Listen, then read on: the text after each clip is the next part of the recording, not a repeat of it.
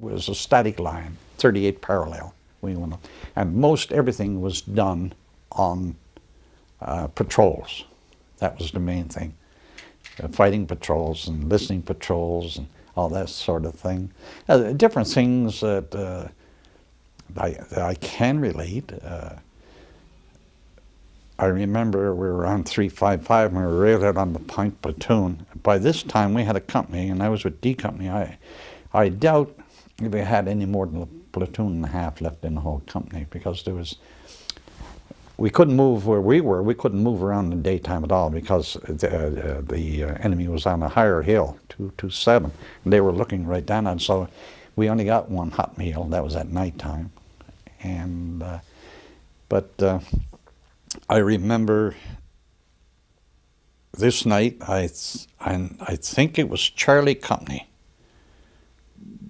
Abel or Charlie, I'm not sure, had what they call a company fighting patrol, which was a much larger one. And they were going out, and bigger company had what they call a listening patrol. There were 7 men and 1 corporal. He was a lance corporal. We're out lying on the side of a hill. And when the company patrol, the North Koreans were waiting for him. They apparently somehow or another, they had a big patrol there too. All heck broke loose, or all hell, I should say, broke loose. And then, of course, everything started coming in from the North Koreans.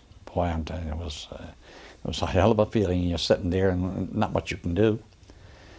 And anyway, after it was all over,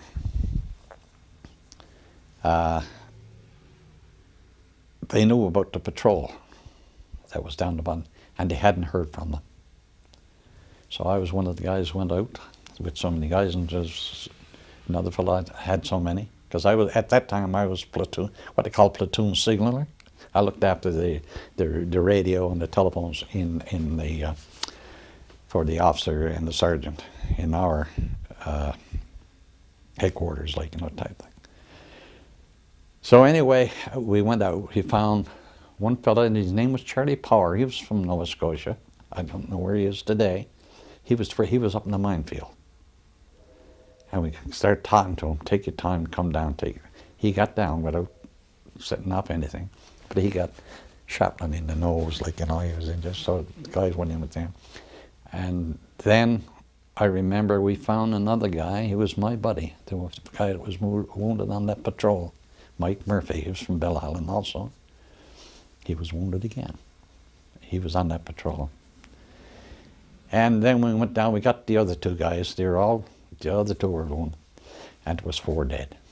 And the Corporal Barney Rice was his name. He was the patrol leader. And you often heard of dead weight. Barney Rice was only a small fellow. He wasn't big. I tell you, it took 3 of us to be able to lift him up, put him on the stretcher to get him back in. When you go into war, you know you're going to see fellas wounded, killed, and you don't know, what they're going to look like, So you have to take it all in stride. You feel hurt. Everybody does when he sees a buddy killed or a buddy wounded. You feel hurt. And sometimes you think, when I come back, I think of myself today, how lucky I was, compared to some of the other fellas.